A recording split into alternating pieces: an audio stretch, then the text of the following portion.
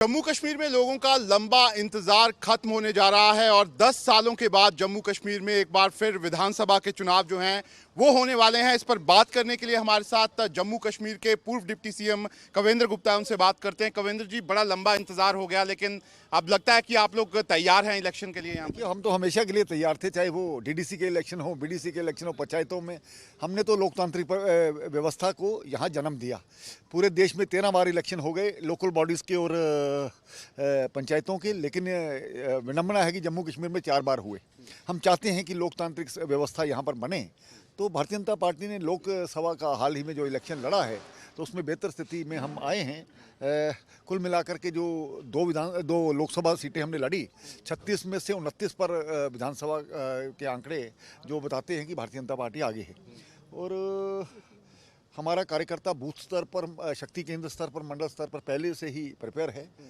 हमें पूर्ण विश्वास है कि आने वाले समय में भारतीय जनता पार्टी सबसे बड़ी पार्टी बनकर के जम्मू कश्मीर में उभरेगी। लेकिन कविंद्र जी, अब 10 साल का समय चला गया, 370 भी यहाँ से गया और बहुत सारे डिसीजन उस बीच में भी यहाँ पर हुए। क्या लगता है कि अब जम्मू कश्मीर के लोग बीजेपी को क्यों चुनेंगे? वो कौन से मुद्दे हैं जिनको लेकर आप पब्लिक के पास जाने वाले? देखिए, यहाँ तक आतंकवाद का सवाल है, भ्रष्टाचार, परिवारवाद, पत्थरबाजी, वो ये जो मस्जिदों से ऐलान होना, हुर्रियत जमायत का पर रोक लगाना, और ख़ास करके टेररिज्म से टूरिज़्म की तरफ बढ़ना, ये सबसे पहला काम है।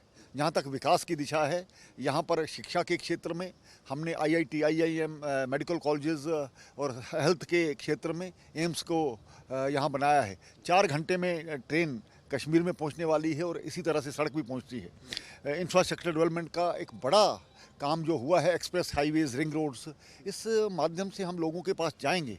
और मैं ये भी बताना चाहता हूँ कि एक अधिकार 890 नए कानून धारा 370 हटने के बाद यहाँ पर लागू हुए हैं। यहाँ पर वेस्ट पाकिस्तान रिफ्यूजीज़ हो, गोरखा समाज हो, बाल्मीकि समाज हो, या हमारी बहनें जिनकी शादी बाहर हो जाती थी, अधिकारों से वंचित हो जाया करती थी। लेकिन भारतीय जनता पार्टी ने सबका साथ, सबका विकास, सबका विश्वास और सबका प्रयास के नाते सभी को अकोमोडेट किया है। ये सबसे बड़ी उपलब्धि। लेकिन कविंद्र जी, अगर हम बात करें जम्मू कश्मीर की, अभी भी क्योंकि लोकसभा चुनावों में आपने कश्मीर में कोई सीट नहीं लड़ी, अब क्या लग रहा है, किसी के साथ आप करेंगे, अभी कोलिशन करेंगे, या फिर अकेले कश्मीर में भी आप लड़ने वाले हैं? देखिए, वो हमारी रणनीति थी। हमने बाकियों को मौका दिया और उसमें लोगों ने इस रियासत के 2 मुख्यमंत्रियों को हरा करके बाहर फेंका। और आगे देखिए, जो हमारी रणनीति के मुताबिक हम कश्मीर में लड़ेंगे, कश्मीर से भी एक बेहतर स्थिति में भारतीय जनता पार्टी जीत करके आएगी। आखिरी सवाल, आपको लगता है कि प्रधानमंत्री नरेंद्र मोदी ने और जो उनकी सरकार ने डिसीजंस लिए जम्मू कश्मीर को लेकर, कहीं ना कहीं वो जीत दिलवाएंगी आपको जम्मू कश्मीर में? देखिए, बिल्कुल।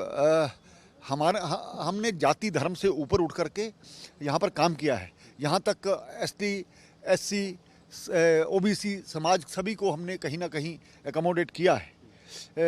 यहाँ पर जो मिलिटेंसी के कारण से कोई ना तो कारपोरेट सेक्टर आता था, ना यहाँ पर इंडस्ट्री आती थी। आज हमने वातावरण इस तरह का बनाया कि आने वाले दिनों में हमारा जो नौजवान है जॉब सीकर ना बन करके जॉब प्रोवाइडर बनेगा। इस तरह का माहौल यहाँ पैदा करने की कोशिश की जा रही है। तैयार है बीजेपी पूरी तरह से जम्मू कश्मीर में चुनावों के लिए? अभी पहले से ही तैयार है, और मुझे लगता है कि जिस प्रकार से गतिविधियाँ आप हमारी देख रहे हैं, हर जगह मीटिंग चल रही हैं, और हमें आशा ही नहीं, पूर्ण विश्वास है कि जम्मू कश्मीर में पहली बार भारतीय जनता पार्टी का चीफ मिनिस्टर बनेगा और बेहतर स्थिति में हम सबसे आएंगे, और फिर से एक जम्मू कश्मीर को राज्य का दर्जा दिलवा करके यहाँ पर बढ़िया गवर्नमेंट बनाएंगे। ठीक है, तो आप देख सकते हैं, ये हैं कविंद्र गुप्ता, पूर्व डिप्टी सीएम है जम्मू कश्मीर के। साफ तौर पर कहना है कि इस बार जो चुनाव होने वाले हैं उसमें बीजेपी जो है यहाँ पर पूर्ण बहुमत से जीतेगी, और उनका दावा है कि इस बार जम्मू कश्मीर में बीजेपी का ही चीफ मिनिस्टर जो है वो बनेगा। वीडियो जर्नलिस्ट इजाज अहमद के साथ शाहनवाज खान,